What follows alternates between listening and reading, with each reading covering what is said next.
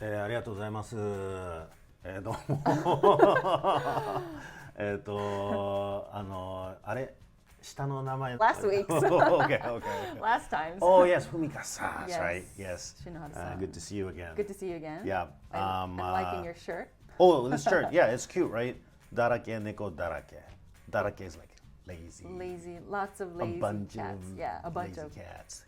Right. It's really cute. It's drawn by Koneko Sensei, my favorite performer. Mm-hmm. And your friend? Yes. Okay. Yes. Yeah. So this time, Yes.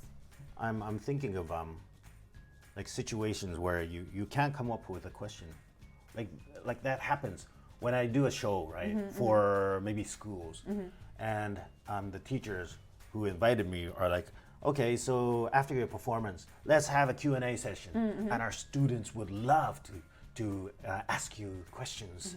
They have lots of questions. Yeah. They're usually very confident. Oh, our students are very cheerful, so they would flood you with questions, and it happens that they aren't. They are very, very shy. Most parts, especially in Japan, people are very shy.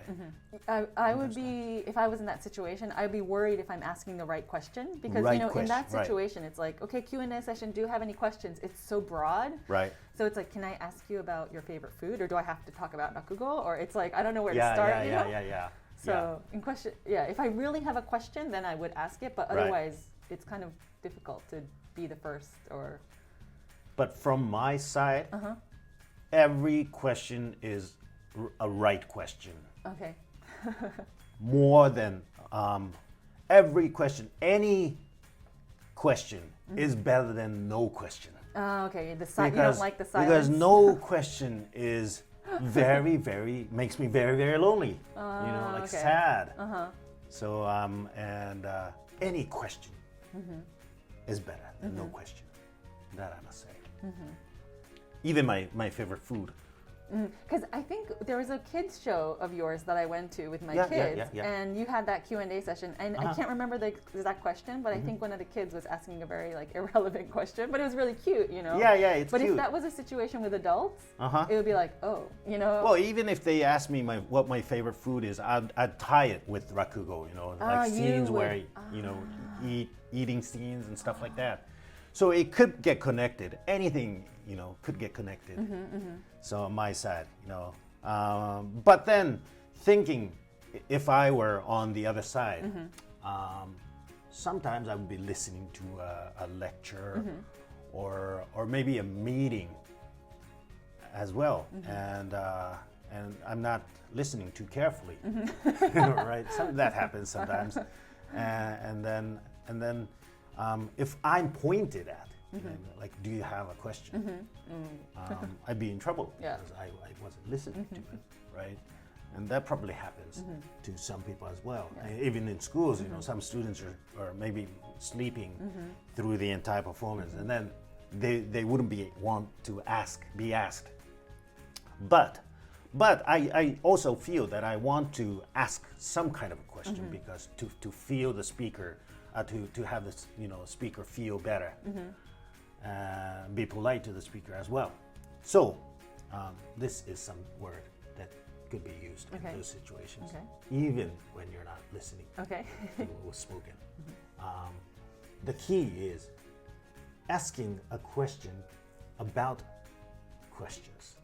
Wait, what? So what would be the question that you would ask, or how would you? So the thing I would ask is, これまで受けた一番面白い質問は何ですか? Oh, okay. So what is the most interesting question that you've received? Or it could be like, what is the most foolish question that you've received? But the thing is, ask about questions. Then you don't have to know what was being spoken there. You just gave away your secret. So next time you ask that question, everyone's going to know, Shinoharu-san wasn't listening. He's trying to break the ice. これまで受けた一番面白い質問 or something. どんな質問よくされますか? Or okay, yeah. What kind of question are you asked often? Because the thing is, I would, if I do not receive any questions in my Q&A sessions, and I know some people want to ask questions, but they're not. They're a little bit shy about being the first one. I'd say, okay, so I'll introduce some questions that I've received. So you would be on the. You would introduce it rather than having them. To make them feel easy, you know, and I don't want to take away their questions, so I would introduce some bizarre questions that I received in my kids sessions and stuff like that. But recently I did a show toward little kids, and I got a lot of questions, and among them was a question like, how do you play a ballerina in rakugo? Wow, where did that come from? Yeah, But that's really, okay. Yeah, How did you fun answer because that? I guess she was learning ballet. And she wanted to connect it. She wanted to connect it. Yeah, it's cute. And I said, I've never played a character, a ballerina in my rakugo, but when I think about it, maybe I'm in my sitting position, right? And then I'll sit up like kneeling position, and then I'll go like this, and then I would shake a little bit so that it would show that I'm standing on my toes and like that. And so, and if I'm doing a male ballet dancer, I would be like kind of thing. And when I did that, she was very, very happy. Yeah, and it was a good thing that I had seen the Nutcracker. Yeah, exactly. You knew the moves. Right. So yeah, you could tie many things together. And no question is a stupid question. Every question. Okay, no question is wrong. That's question. comforting to know, because it's like usually it's like, okay, I don't want to ask the wrong question in front of all these people and embarrass myself. Right. But it's good that you'll pick it up and you'll kind of connect it to like something that makes sense. Right. And is important. Some question that seemed like a very simple question, or maybe like that seemed like a wrong question, could be a very deep question that can be tied to a very good communication with the audience.